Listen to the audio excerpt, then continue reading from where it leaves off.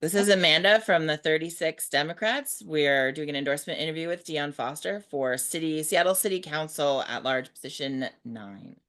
All right, I'll turn it over to you to introduce yourself. Excellent. Well, thank you so much for having me.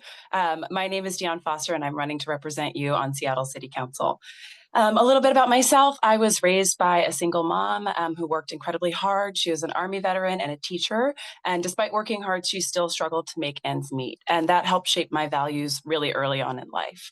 I started working in high school. I worked 2 jobs, both restaurant and retail. And that experience really shaped me and shaped my understanding of economic justice and the strong need for labor protections. I put myself through college with grants and loans and part-time jobs. And after graduation, I welcomed my son while I was working as a waitress. And at the time, I was really grateful to have access to Apple Health, which is what made healthcare possible for me and my family. I went on to earn a master's in social work at the University of Washington, where I later taught as an adjunct professor, helping to train the next generation of leaders in Washington. And for the last 15 years, I have dedicated my career to advancing equity and justice. At King County, I co-authored the Determinants of Equity report, helping government measure and act on disparities in health, education, and income disparities. And at Seattle Foundation, I invested in partnerships that tackled homelessness, housing instability, and displacement, always centering community-led solutions. And today, I'm proud to lead Washington Progress Alliance, where we invest and support grassroots organizations and leaders to build a more equitable, livable, and safe communities across Washington state. These personal and professional experiences are at the heart of how I will govern, with a deep commitment to racial justice, systems reform, and policy change to ensure that everyone has access to real opportunities. I am incredibly proud to be the only candidate in my race endorsed by MLK Labor, Representative Julia Reed, and Representative Liz Berry. I hope to earn your support so that together we can refocus our Seattle City Council on our shared priorities and come together to tackle national challenges and drive local progress. Thank you. Excellent. With time to spare, our first prepared question will be asked by Anita Stoll, a member of our board. Hello. We would like to know more of your why and understand what experiences you bring to this role and how this informs how you will govern. Absolutely. I think I accidentally answered that question first in the intro, but I'm happy to share more about my why. You know, for me, a big part of deciding to get in this race was thinking about what is possible in our area. For a long time, Seattle has been a leader. We've led on ensuring strong labor standards. We've led on ensuring that we have a city that is livable and really standing up for our values by being a safe and welcoming city. And when I look around today, I really want to see more of that leadership. I think for myself and my family, you know, as I said, I'm somebody who's been able to live in this city because I've benefited from government investments. I see my family members who stay here because they're in subsidized affordable housing, and I've seen what that has meant for folks' lives. As somebody who's trained as a social worker, I think it's really important to bring a perspective where we think about systems delivery, and ensuring that we're fighting for outcomes. And that has just always driven me in my personal and my professional life. And really what I want to bring to this council is a spirit of collaboration and a dedication to getting things done that will work for everyday people. And that's what drove me to run for this position. Great, thank you. Our second question is going to be asked by Alex.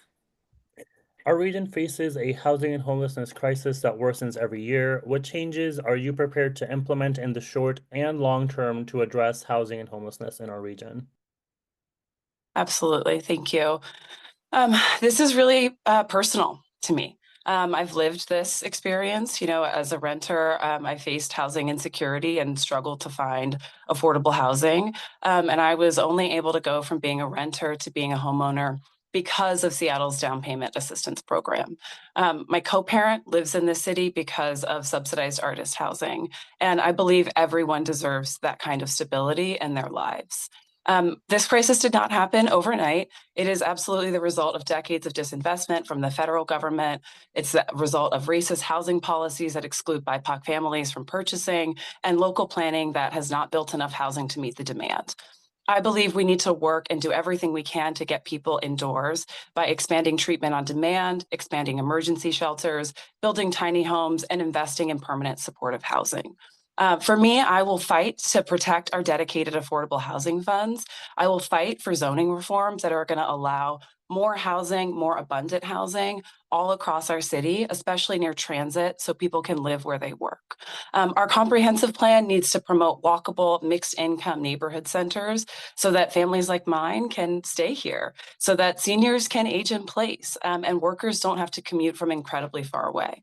I was thrilled to see the rent stabilization bill pass this session and proud to have played a small role in that. And I'm really honored to have the endorsement of housing leaders like Senator Emily Alvarado, who championed that rent stabilization bill, and State Representative Nicole Macri, who has been a leader on homelessness and housing for her whole career.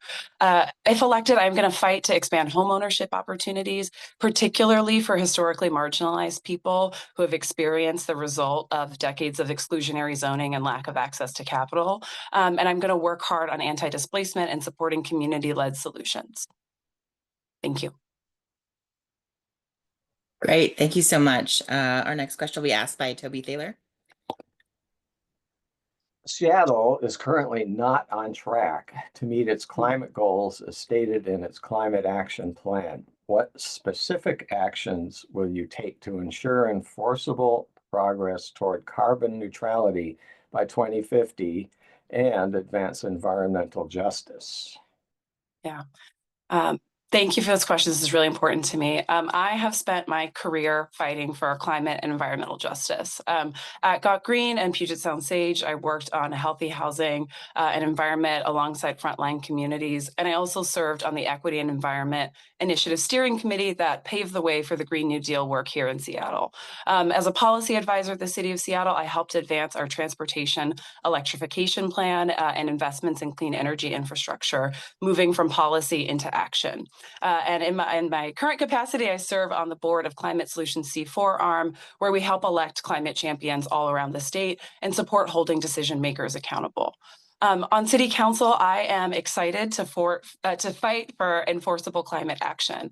That includes working on climate resilience hubs that protect our most vulnerable neighborhoods from the impacts of climate change. I think that's incredibly important when we think about environmental justice. It means, as we already talked about a little bit, fighting for zoning that is going to allow us to build the walkable communities that we want to have so that we can reduce car dependency and increase transit ridership. As we all know, that's incredibly important as so much of our emissions are coming from transportation emissions. I also will fight for equitable access to clean energy, whether that is solar infrastructure, whether that is continuing to help people get off of oil and gas, when we're talking about some of the city's investment programs for particularly oil, and work on climate resilience, thinking about our vulnerable residents who are in flood zones, thinking about our neighbors who are going to need access to cooling centers, and really thinking about a full resilience framework. I'm also really excited to double down our investments in sustainable transportation. We know that there are significant investments from the recently passed transportation levy that are dedicated to climate, and I'm excited to get to work to make sure that those investments match up with communities and their top needs. Great, thank you. Our fourth question will be asked by Chelsea Savage.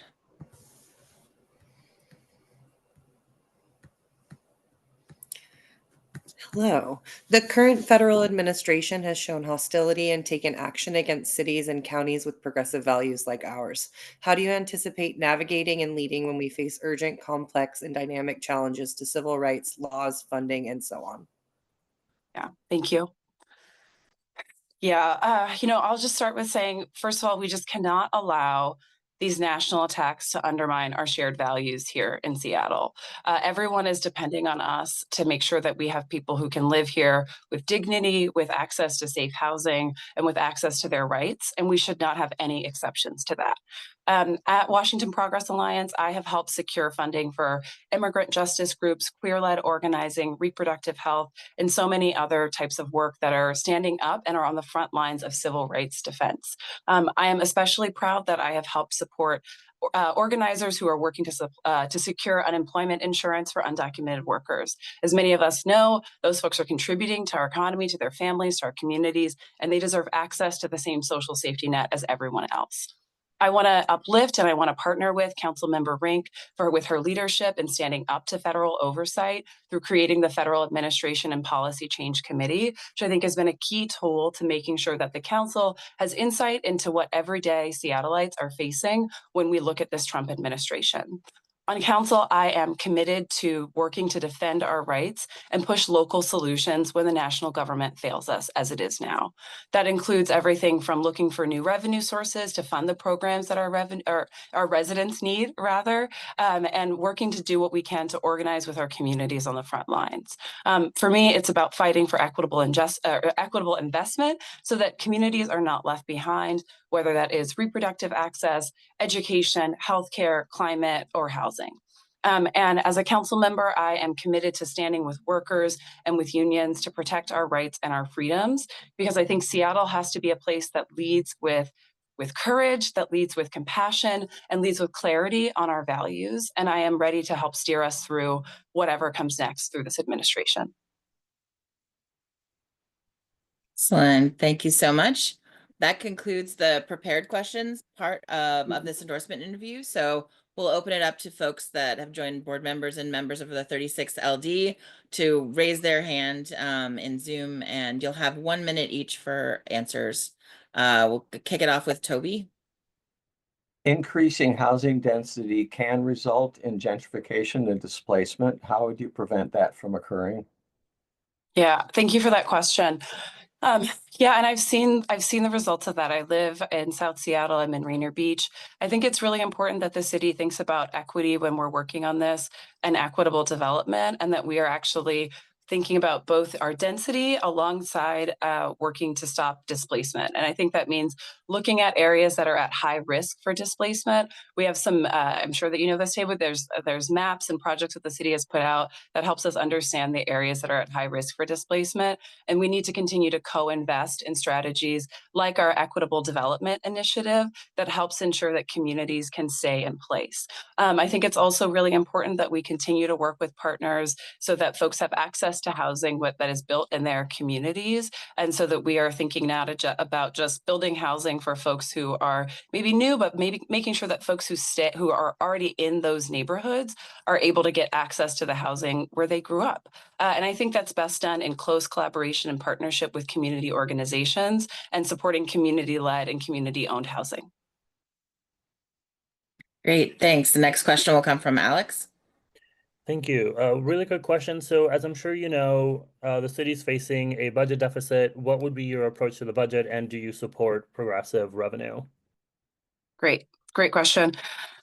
Yeah, I'm really proud that at Washington Progress Alliance, we not only talked about progressive revenue, but we supported it and we got it done. I was part of the team that helped to pass and defend the capital gains tax at the state level, which resulted in millions of dollars of investments that go to childcare, early education, and schools. And I'm going to bring that same commitment to the council and to progressive revenue. So I absolutely support progressive revenue, and I'm ready to get to work with other council members to make sure that we are having folks pay their fair share and to make sure that we are moving investments that support our most vulnerable residents.